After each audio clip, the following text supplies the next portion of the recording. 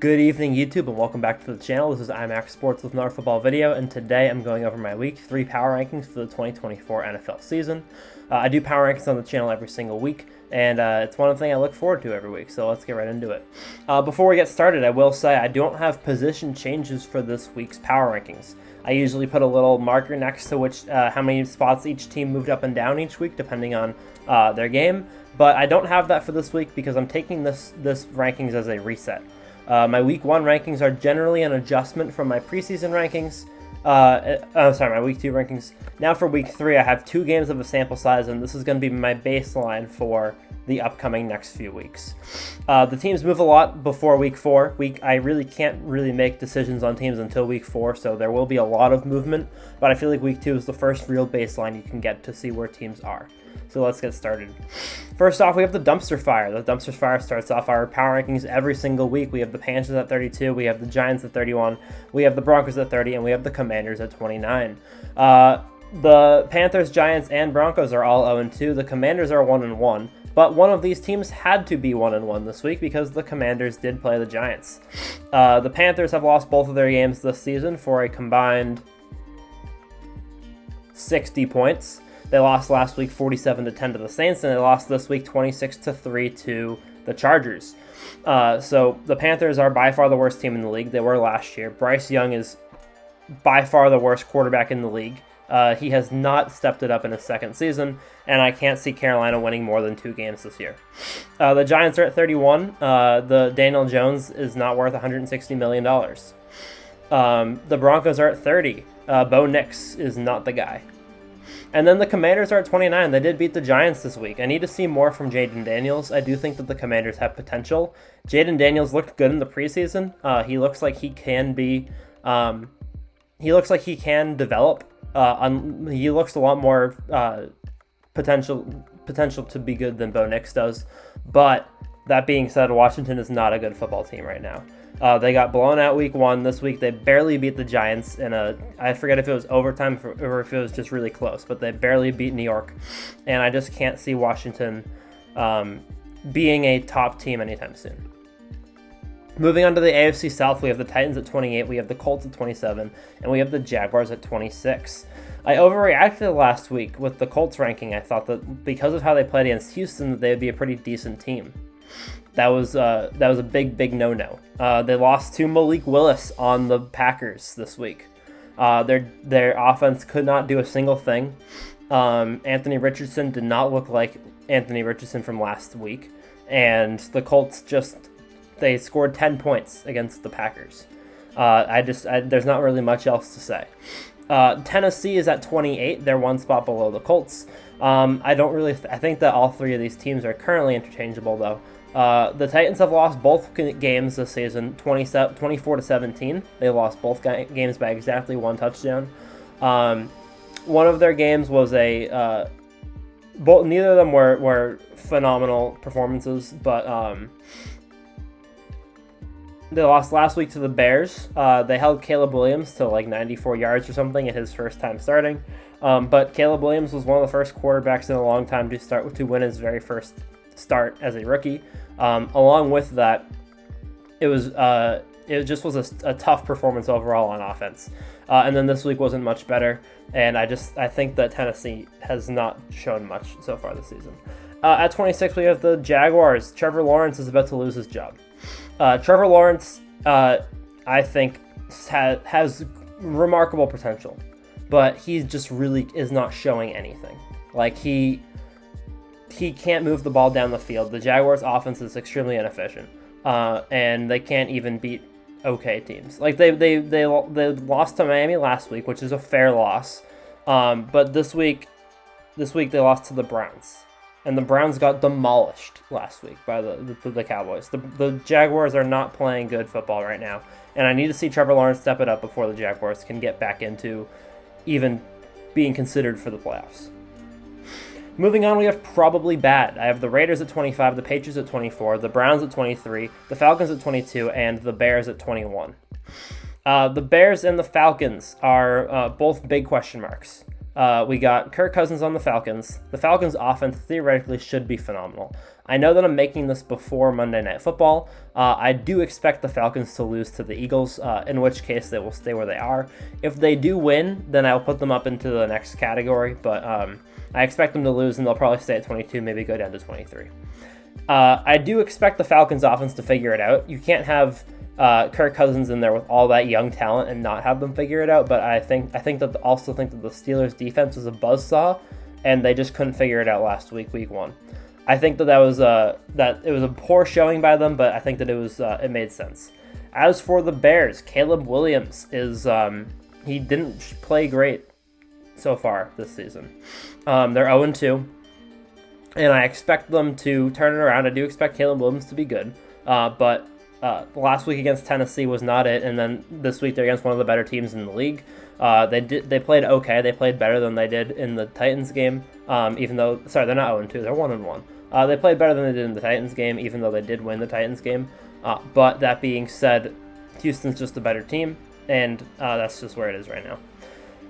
The Browns got demolished week 1, and then this week they beat the Jaguars. There's not really much to be said there. Deshaun Watson doesn't look like Deshaun Watson used to. The Browns' defense is still okay, but it's not the same defense we've seen the last couple of years.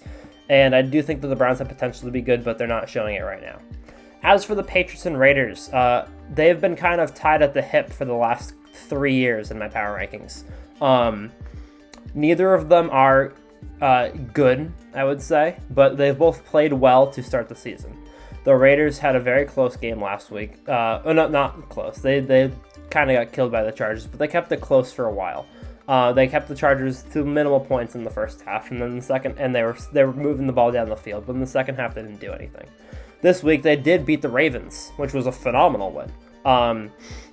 And I just don't know where to put them right now. Gardner Minshew can have moments of greatness, but he also is not a consistently good quarterback.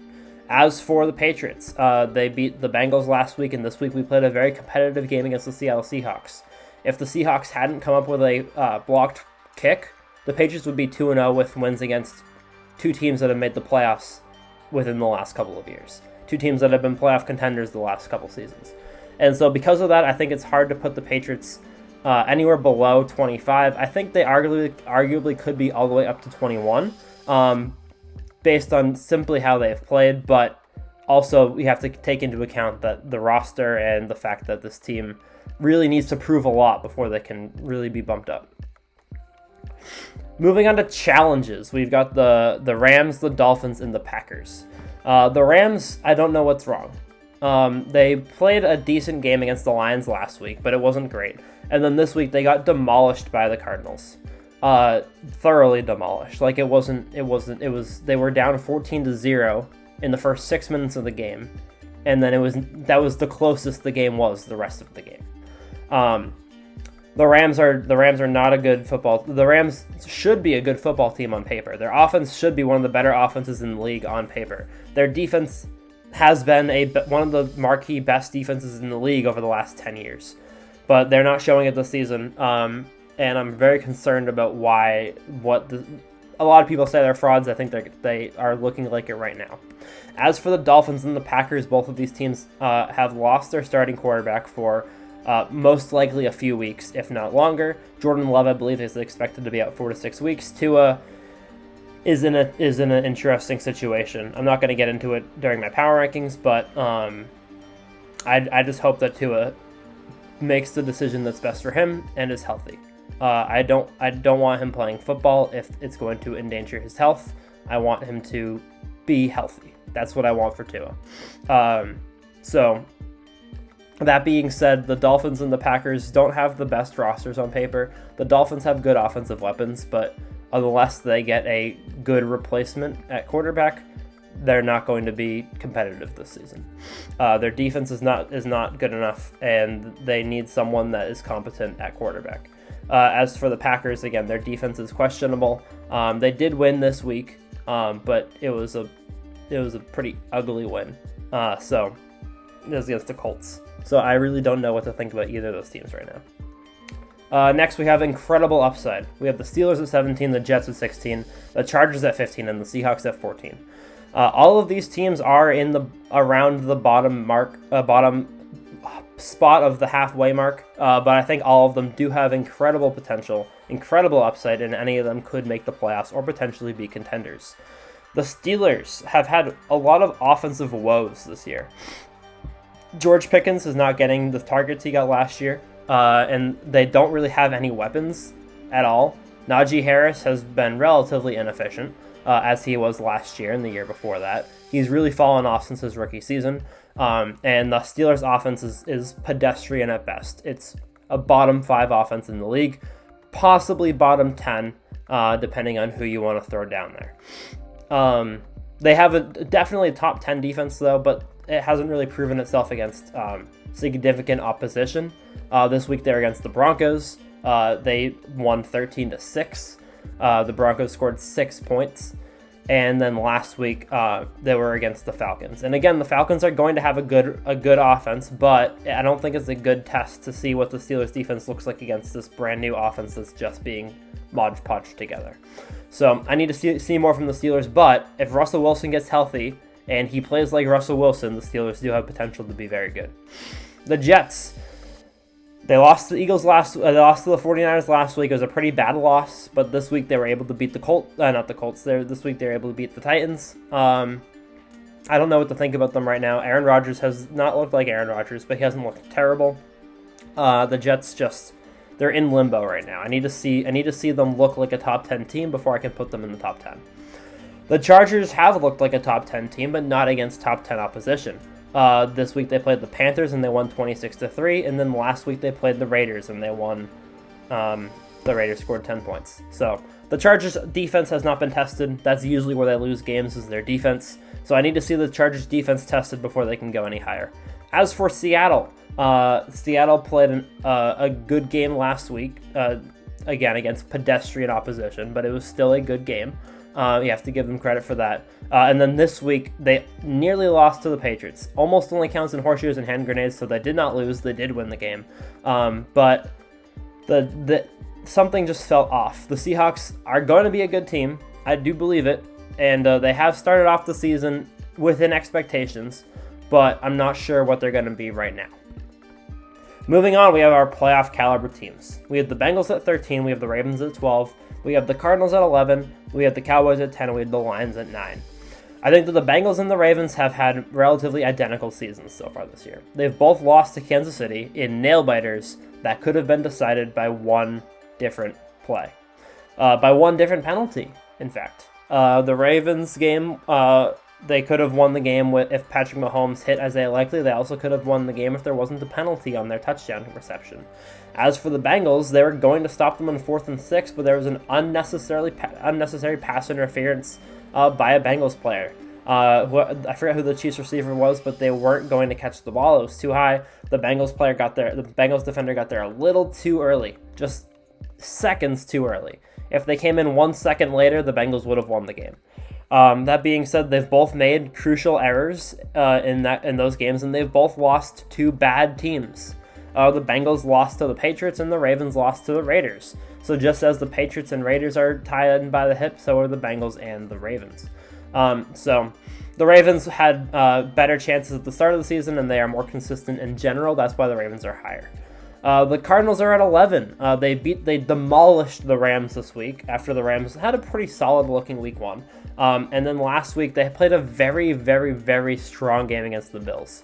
The offense looks phenomenal. Marvin Harrison Jr. looked great this week. He didn't look great. He didn't get many targets last week, but he looked great this week.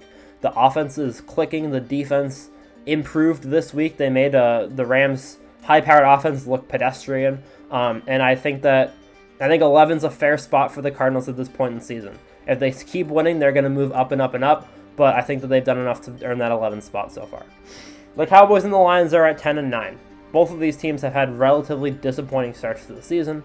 The Cowboys got demolished by the Saints this week, and then the Lions lost in a very, very, very close game this week to the Buccaneers. The Lions lost 20-19 after beating the Rams last week, but their offense really hasn't started looking like it did last year.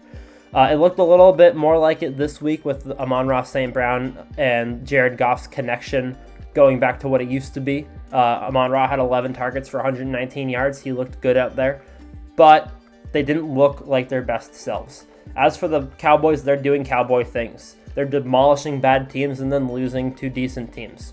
And then they just got owned by the Saints today. Dak Prescott didn't play terrible, but the defense, but they settled for way too many field goals. They really didn't try and push after a certain point, and the defense just was Swiss cheese. Alvin Kamara was running through holes in the Swiss cheese.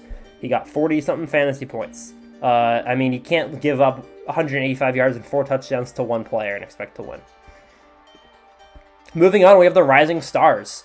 We have the Vikings at 8. We have the Buccaneers at 7. We have the Saints at 6, and we have the Texans at 5. This category is the reason why I don't have the up and down arrows this week.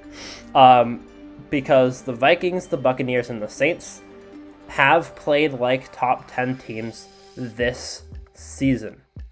Sam Darnold with Justin Jefferson looks like the second coming of Phillip Rivers. Okay, Sam Darnold looks like a completely different player with Justin Jefferson, and the offense is clicking on all cylinders. They played a solid game last week, and then this week they blew the doors open, right? They beat the 49ers. They beat one of the best teams in the league, one of the best defenses in the league, and Sam Darnold looks legit.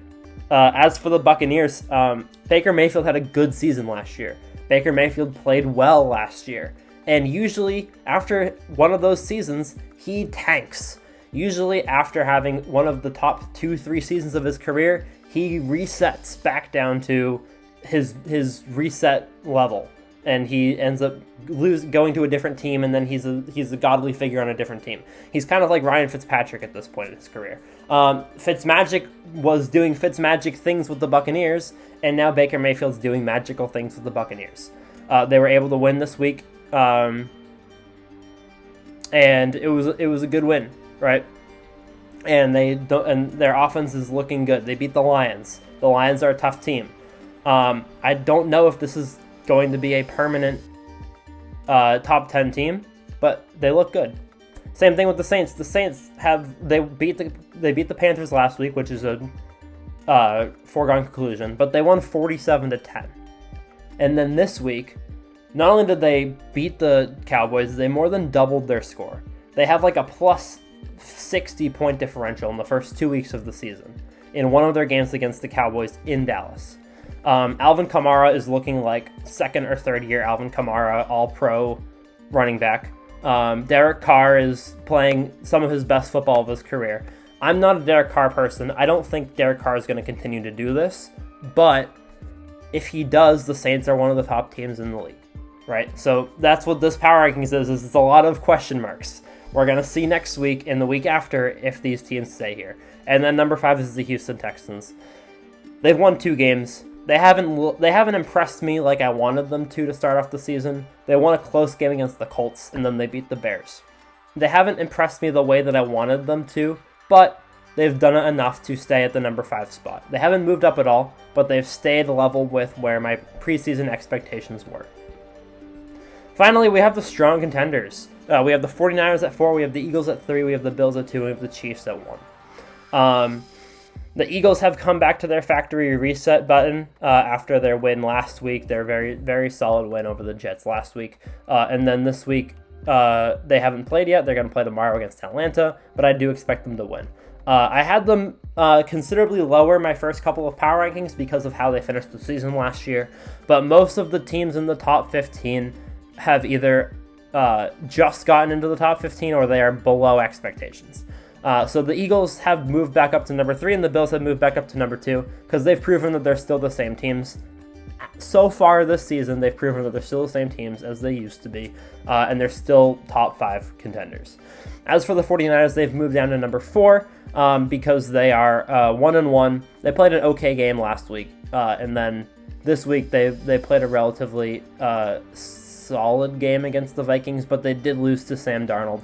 And again, I do have the Vikings high on this list, but nobody expected the 49ers to lose to Sam Darnold. So if they win next week, they'll stay in the top 5. But I need to see what the 49ers are, if the 49ers are consistent this year, to make sure they stay there.